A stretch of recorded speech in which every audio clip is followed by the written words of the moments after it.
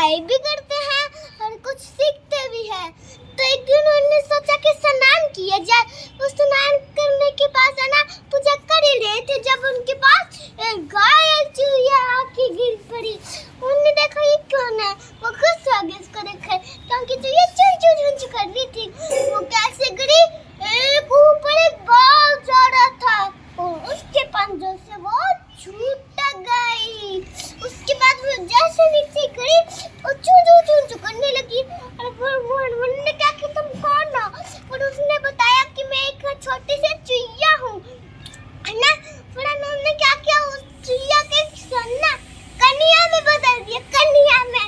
उसके बाद में वो है ना वापस उनके घर पर आ गए। उसके बाद में क्या होता है कि मुझे पर वो कन्या बनी थी, तो समय बीतता गया, कन्या बड़ी हो गई। उन्होंने कहा कि अब हम इससे शादी करा देते हैं। फिर उन्होंने सोचा कि हम लोग तुमसे सबसे सारी देवता ढूंढेंगे। पहले उन्होंने क्या किया, उसके बाद में क्या होता है कि सूर्य देवता को बुलाया गया। उन्होंने सोचा कि सूर्य देवता सबसे पावरफुल है, अगर सूर्य देवता अपनी रोशनी से ना बुलाए तो दिन ही नहीं उगेगा। तो फिर सूर्य देवता को बुलाया गया। फिर कन्या ने बोला तुम इनसे शादी करोगी? कन्या ने बोली नहीं मैं इनसे शादी नहीं करूंगी, अगर मैं इनकी शादी करूंगी तो मैं तो जली जाऊंगी। फिर ना मैं जैसे इनके पास जाऊंगी मैं तो जल जाऊंगी इनके तेज से। फिर उन्होंने कहा है ना, फिर उन्होंने बताया कि सूर्य देवता आपसे शक्तिशाली कौन है इस पूरी दुनिया में? फिर सूर्य देवता ने बोला मेरे से शक्तिशाली तो काले बादल है। जब आसमान में काले बादल आते हैं तो मेरा फूड भी धीरे धीरे कम होने लगता है। मेरे से शक्तिशाली तो मेरे से शक्तिशाली तो काले बादल हैं। फिर काले बादलों को बुलाया गया। फिर कन्या ने पिताजी ने क्या तुम इनसे शादी करना चाहती हो?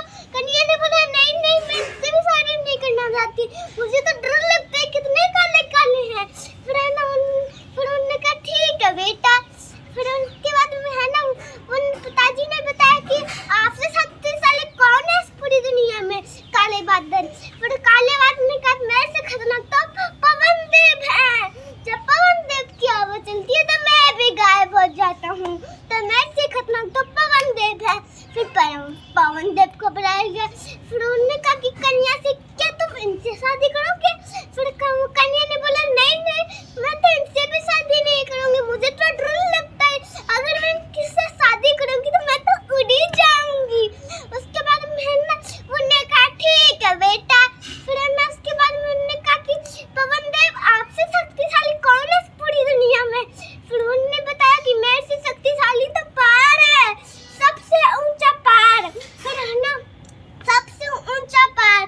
फिर पहाड़ को बुलाया गया। फिर कन्या ने बोलने का कि कन्या तुम इनसे शादी करना चाहती हो? फिर उसने कहा नहीं मैं इनसे भी शादी नहीं करना चाहती, कितने कड़क है। फिर उसके बाद में उन्होंने कहा ठीक है बेटा। फिर उसके बाद में ना पहाड़ से कहा कि आप भी शक्तिशाली कौन है इस पूरी दुनिया में? फिर पहाड़ ने बताया मेरे से शक्तिशाली तो चूहों के राजा है मुस्तकराज। फिर चूहों के राजा को बुलाया गया। फिर उनको कन्या देख के खुश हो गई। फिर पिताजी से कन्या